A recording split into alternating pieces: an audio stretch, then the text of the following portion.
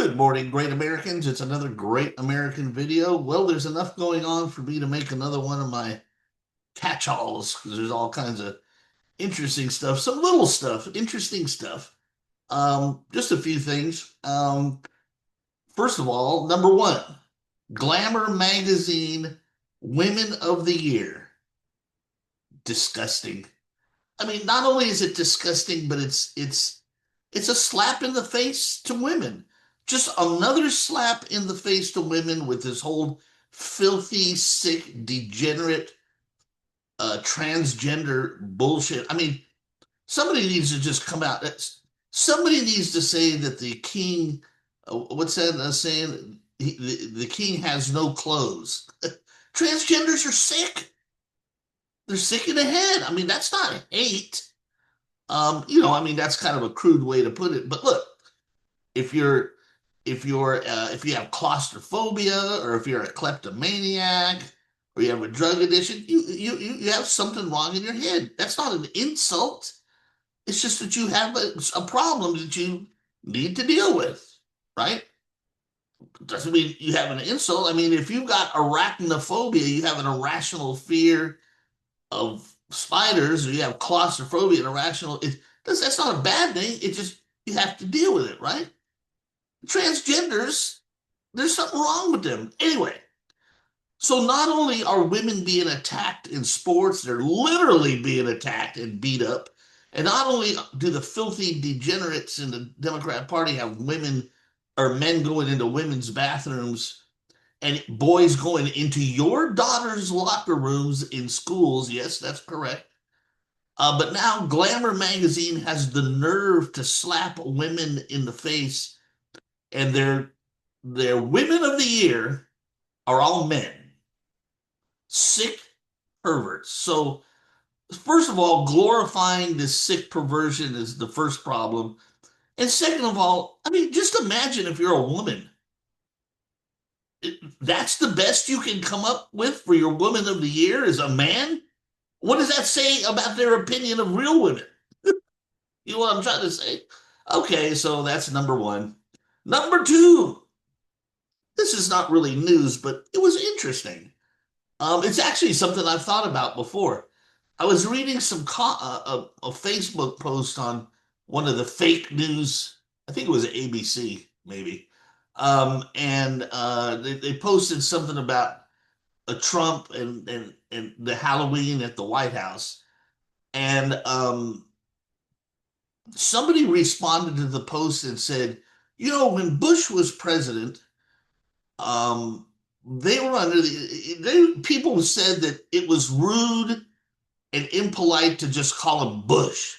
You should refer to him by his title, President Bush or Mr. Bush. Right? And I started thinking about that, and I go, well, that's there is some truth to that because I used to say the same thing. In fact, that was a thing. We thought that was one of the media's sort of subliminal way of insulting Bush is because instead of calling him President Bush, they just called him Bush. And there were some people who mentioned that is rude, and that is correct. However, I have found myself constantly referring to President Trump as Trump. And I think, as with Trump, is so unique in many ways. And he's set apart, and he stands apart from all of the presidents in so many ways. There's also another way that he stands apart. The word Trump, or the name Trump, is a brand, right? I mean, Trump over his years as a developer, property developer, and hotels and a building developer in New York, he decided to make his name Trump a brand name. He put Trump on everything. Trump was on everything from steaks to wine to food and even a game. But of course on Trump Tower and different buildings at Trump Hotel. Trump is a brand name. So I think in the case of President Trump, I am not too offended by people calling him Trump I call him Trump because we're so used to saying Trump because it is a brand. Bush, right? Bush was never a brand, and Reagan is not a brand. None of these names are brands, but Trump is a brand. So, I don't know. I'm not too offended by that. I remember the Bush thing, and it was offensive. I'm not offended by calling Trump just President Trump because it's his brand, man. He loves his brand. So so that's that. Number three, judicial overreach. Let me tell you something. The courts, in a country like ours, the courts, and of course, finally, the Supreme Court are the final ultimate go-to when something is wrong, right? And that includes passing bad laws. If you pass bad laws that are not cool, you should be able to challenge them in court, and if they're unconstitutional, get them overturned. And obviously that's up to the Supreme Court. But in lower courts, you're supposed to be able to count on rulings and judgments made according to the law. And you're supposed to count on, and that means the judges need to be ethical and moral. Not only are they supposed to make judgments strictly based off the law and not off of their feelings or their politics, but that also includes them having the ethics to refuse a case and say, "Look, we have no authority on this issue or that issue." Um, so that being said, the courts and the Supreme Court, when they become corrupt and you have no place to go to right a wrong or nullify an unconstitutional law, that's the end of the country. That's the end of the republic. One thing that sets us apart from a place like Great Britain, right now, Great Britain, they're like fascists. They arrest people for why? Because they do not have a constitution with a Bill of Rights and a Supreme Court to to back up those rights. I mean, right? I mean, the Bill of Rights means nothing unless you have courts to enforce them, right? So if your rights are violated, you go to court, and the courts, give you justice. That's the whole idea, right? And so that's what sets us apart from other countries. But if you lose that, if the integrity of the court is gone, you have lost the republic. These idiots on fake news keep talking about the death of democracy, the death of democracy, and crying about Trump, and it's all a bunch of bullshit and lies. Let me tell you where the real death of democracy is taking place, and that's in judicial corruption and judicial overreach. So recently, a judge, I mean, the nerve of this judge. There was a judge in Chicago. So, as you know, federal law enforcement is federal law enforcement throughout the entire country. That includes the FBI, the ATF, ICE, federal marshals, whatever. And so ICE right now is really flexing their muscle and doing the job that Democrats prevented them from doing for so long. And they're out rounding up illegal aliens like they're supposed to. This judge in Chicago had the nerve to tell the top dog, I think it was the top dog ICE officer who was working with the detachment of ICE agents in Chicago, had the nerve to tell him that he has to come into her courtroom and report every day on his activities. What the fuck? This is federal law enforcement, federal government, United States government out enforcing federal laws in the streets of America. And this judge actually had the nerve to think that she could tell them that they had to report to her. She's not part of the executive branch. She has no authority over ICE. Who the fuck? Thank God, a federal district federal appeals court stepped in and said, nah, nope, sorry, lady, you overreached. You can't do that. So very good. In this instance, the system worked. But see, that judge is corrupt, and that should have never happened in the first place. Fortunately, the system worked, and that particular district court did the right thing, but that doesn't always happen. That does not always happen. Sometimes district courts can be corrupt, and they do the wrong thing, and that has happened. Uh, and so right now we have too many judges thinking that they're more than what they are and that they can do things that they're not supposed to be doing. And that's one of them. Here's another example. Uh, let's see here. Illinois lawmakers pass a bill banning ICE immigration arrests near courthouses. Again, you can't do that. If ICE is, you can't say you can't. It's like creating a safe zone.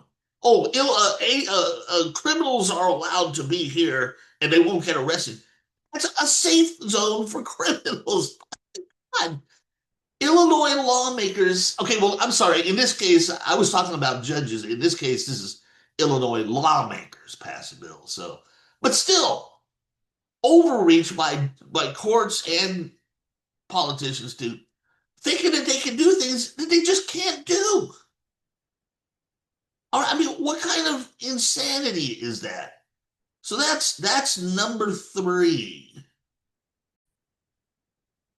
Number four, last night was Halloween. And boy, some of the video from the White House, really great costumes, especially the two little bitty kids dressed up to be McDonald's servers, and had a big McDonald's sign over them. And because Trump spent a day serving at McDonald's, and so that was pretty funny when they came up to him.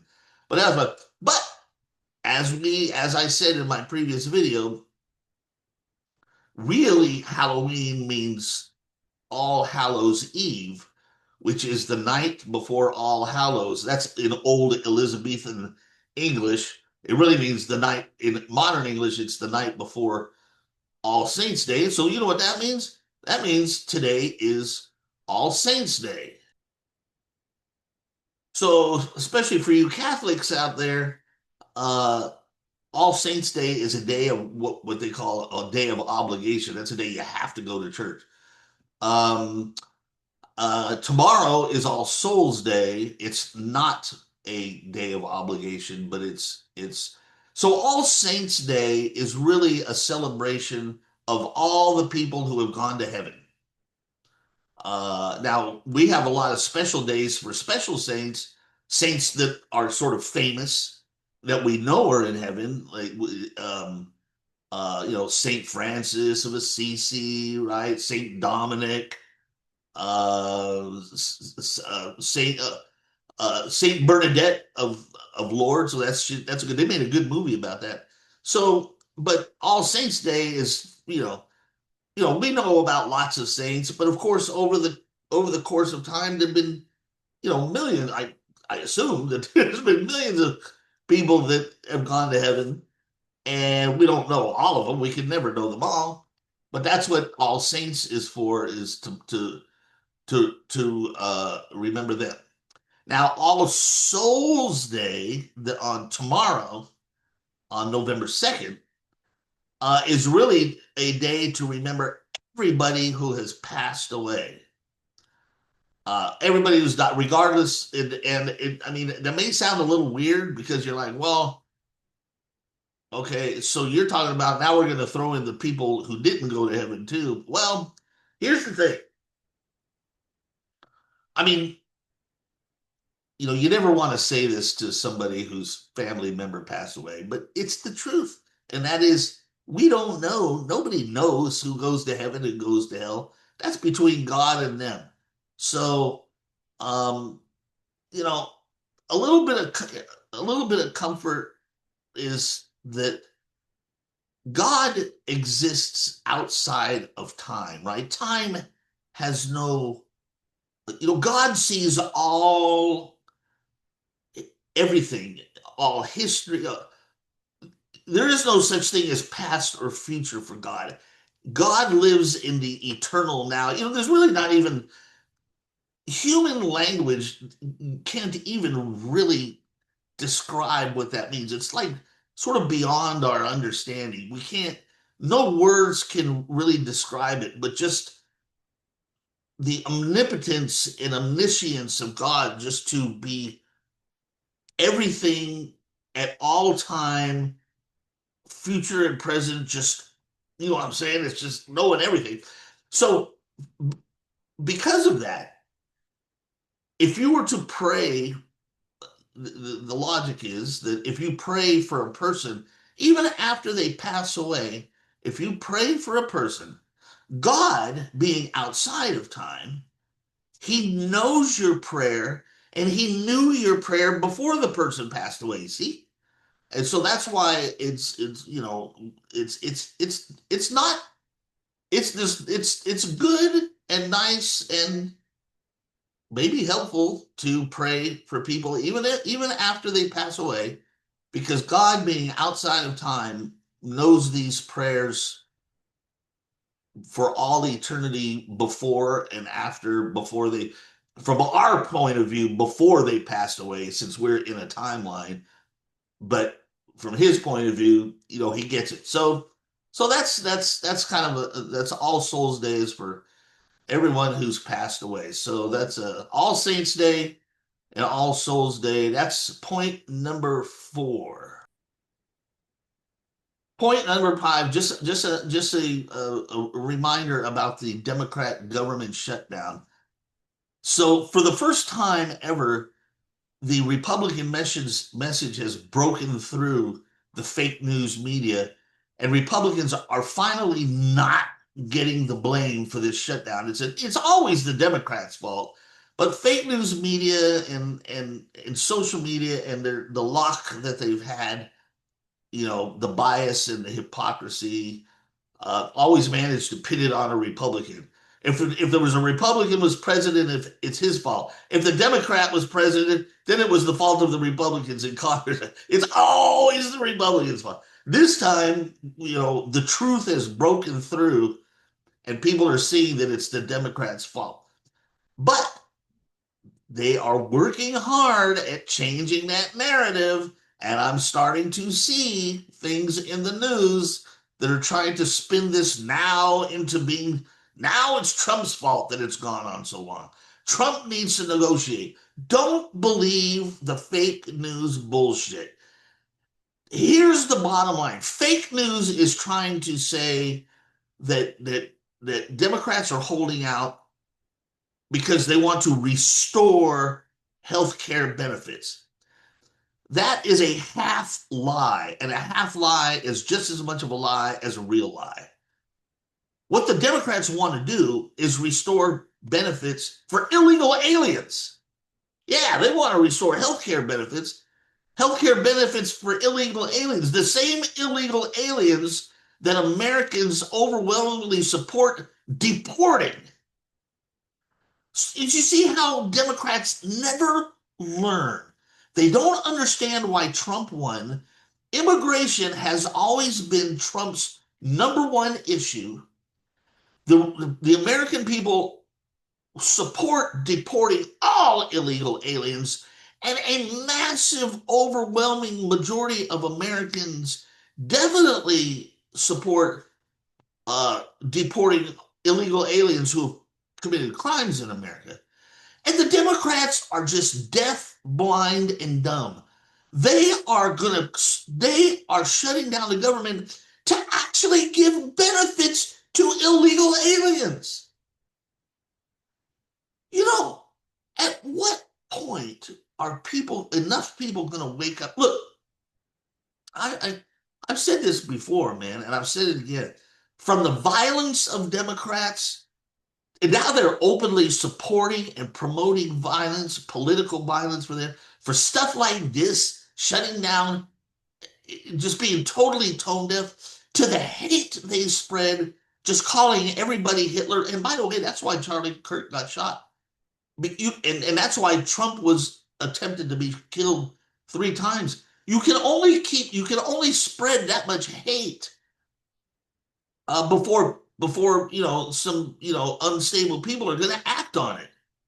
The Democrats and the fake news media spreading the hate that Trump is a fascist, he's going to destroy democracy. They are the ones responsible for Trump getting shot, Charlie Kirk getting shot, other people getting shot, and that goes back to when the Republicans got shot at the congressional ball game. I mean, this keeps going on.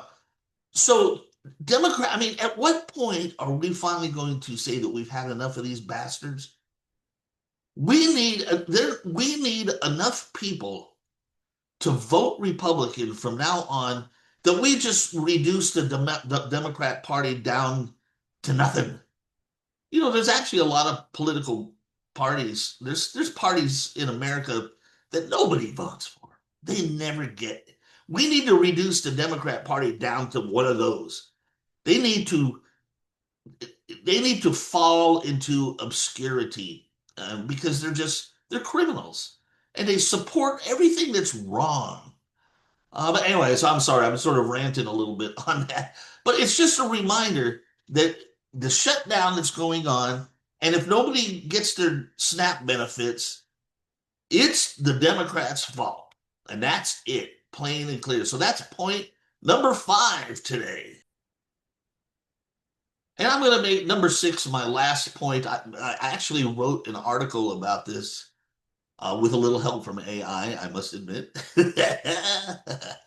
um, uh, and I'll put a link to this in the description of this video about the nuclear testing thing. Oh my God. Watch everybody pee in their pants and poop in their pants over this nuclear test. What is it about the word nuclear that just causes people to lose their mind and have no sense of reality? And look, there's nothing wrong with nuclear testing. It's not dangerous. It's not going to cause World War III. It's not going to cause this and that. Look, we have a nuclear arsenal, and that's important because the Russians and the Chinese are constantly building more nukes. We have a nuclear arsenal. You cannot, listen, do you want a bunker full of old nuclear weapons and you don't know how reliable they are? Do you want to fire off a nuclear missile and have it just go kooky and then drop back down and blow us up?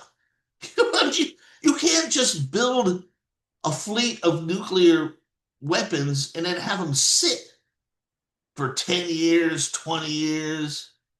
You have to keep, unfortunately, if the weapons and the delivery systems are going to be reliable, and by golly, you certainly want that stuff to be reliable.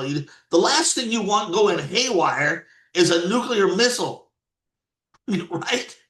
If you want that stuff to remain reliable, you need to constantly upgrade, build new stuff, and that also means testing and improving, but also building new. And so there's nothing wrong with testing. Now, some people think of testing and they think of those old films from the 50s and the 60s where there's a big mushroom cloud blowing up and all the big winds, the wind blowing down all those buildings. That I'm sure everybody's seen those.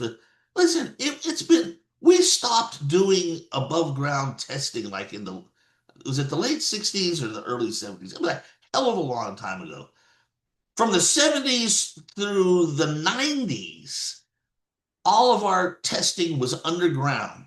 You couldn't you couldn't see anything. All you saw is like a big plain of desert ground, right? And there'd be a little section of desert ground where it would poof and sort of fell down a little bit.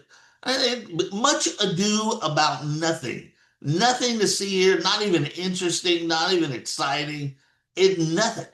But so right now, since the 90s, we stopped testing.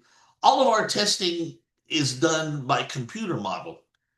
I'm sorry. I mean, I'm sure, it's probably okay, but you got to start testing, man. I mean, right now we have a large number of nuclear weapons, and the model, new version that haven't even really been tested in real life. Do you really want to rely on that? So Trump is saying we need to bring back testing. So what's wrong with that? There's nothing wrong with that. Nobody's going to do anything. Nobody's going to start a war. It's not going to decent. All these people, listen, it's just Trump derangement syndrome. All these people bitching and crying and moaning, and they're just crying. There's nothing wrong with testing. It needs to be done. You cannot have old systems and old weapons. You also cannot have entirely new groups of weapons that have never ever been tested. I mean, that's just, you see, I want you to really think about that. Please try to wipe out whatever is on the chalkboard of your brain and try and think about this logically. If there's any system that you want to be reliable and not to fuck up, it's nuclear weapons, right? Do you really want a fleet of nuclear weapons out there in our nuclear arsenal that have never been tested? Is that really what you want? Does that even make sense? What Trump is saying is just something that needs to be done. And all the people who are wetting their pants and wetting their diapers over this and just need to shut up and just get a life, just shut up for God's sake, you know. Uh, it's like the people who, what is it about liberals and leftists? Well, now I'll tell you what, one other thing too. A lot of the people who are crying and complaining are actually, really operatives for our enemies, right? Don't forget that there's no small amount of misinformation out there by Russian and Chinese operatives and their intelligence agencies. Just like they claim that Russians, flooded uh, social media during the elections, don't think that they don't flood media with this kind of stuff too. They don't want us testing our weapon. They want us to have an unreliable bunch of. Of course, the Russians and the Chinese don't want us testing our weapons. And and their dupes and their lackeys out there in the world, in the press and in newspapers, they're gonna create stories that cause fear. And so when you hear someone pissing and crying and moaning about us testing weapons, it's either some dopey moron Democrat or some idiot suffering from TDS, or it could be an operative of the intelligence agencies of China and Russia, right? So that's that there. Well, there's could be a lot more things uh, um, that I could talk about. There's tons of stuff, but that's 6 items so forth, and I'm gonna uh, leave it at that. So that means there's going to be a bunch of links in the description of this video. So please check them out. And I will see you in the next great American video. Adios, muchachos.